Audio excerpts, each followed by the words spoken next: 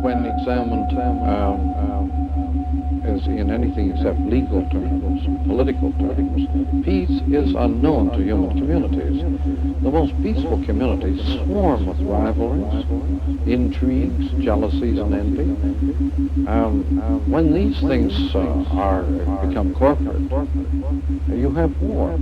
But education, as Skinner and Walden 2 points out, education is war declared on the young. You're going to imprint violently on the young a certain pattern.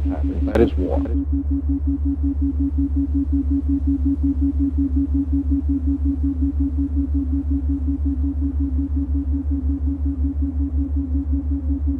Tell me about them. They're great. The youngest one just turned 9, and then the older one remains 12 for a few more months.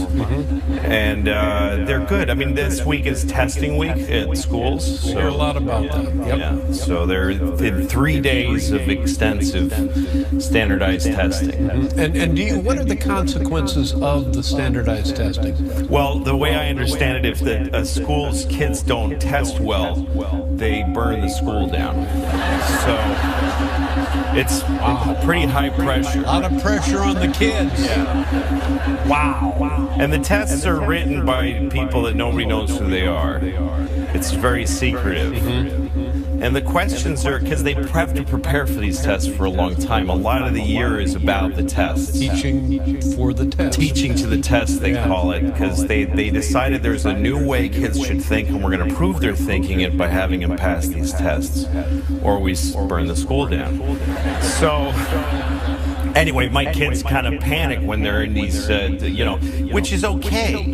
My mother was a math teacher, and she taught me that moment where you go, I don't know what this is. When you panic, that means you're about to figure it out. That means you let go of what you know, and you're about to grab onto a new thing. That's great. That you didn't know yet. So I'm there for them in those moments, and I go, come on, just look at the problem. And then I look at the problems, and it's like, Bill has 3 goldfish. He buys 2 more. How many dogs live in London?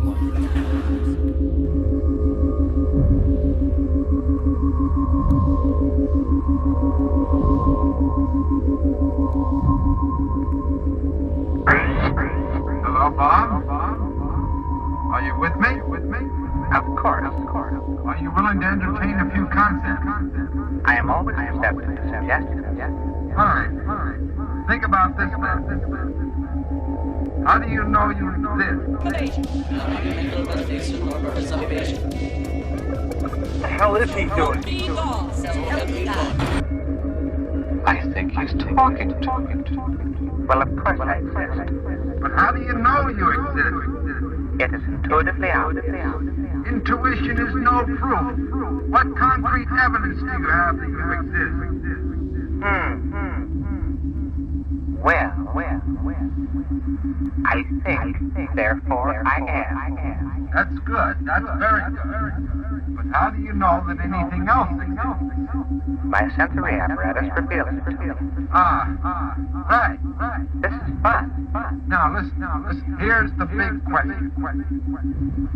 How do you know that the evidence your sensory apparatus reveals to you is correct? Why is not the message the message? Where would you look for the message in an electric light? Is there necessarily a message in an electric? There certainly is. Or a candle.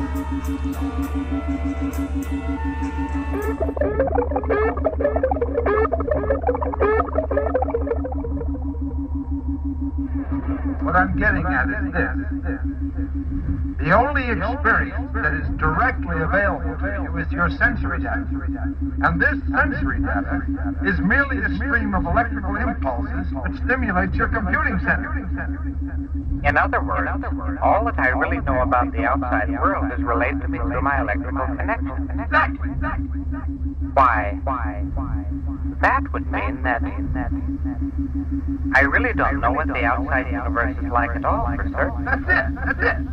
Intriguing. I wish I had more time to discuss this matter. Why don't you have more time? Because I must detonate in 75 seconds. Now let's talk about what we've been doing. Were you happy with how it went?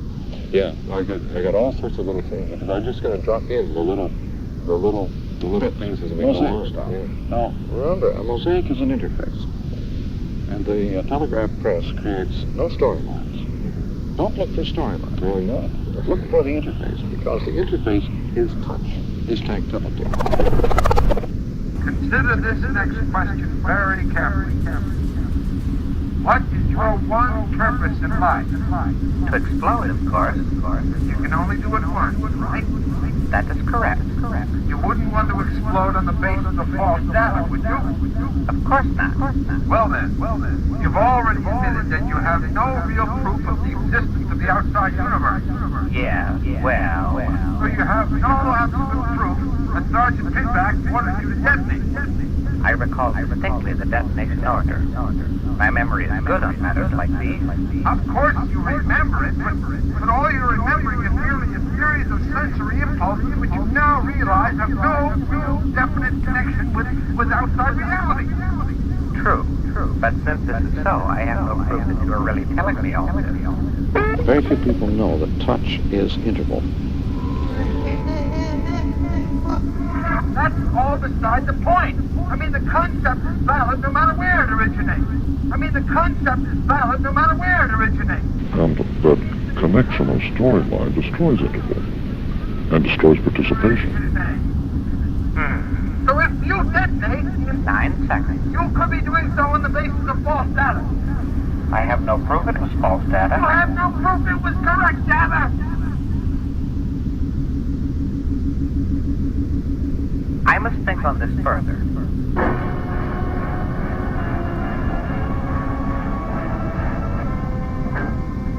As long as you have interval, you can have participation. That's why you say at the jokesters, timing was great. The bomb has returned to the bomb bay.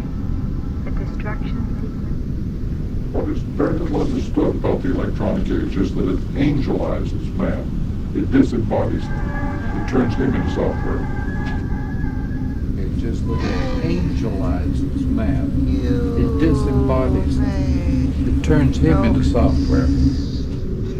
That I'm not all there myself.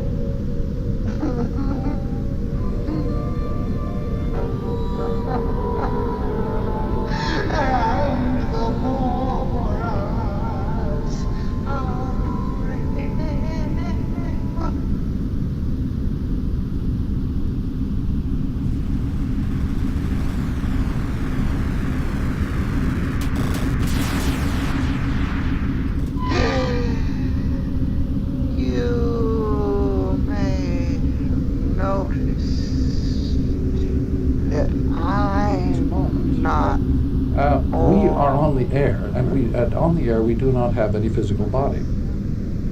When you're on the telephone or on radio or on TV, you don't have a physical body. You're just an image on the air.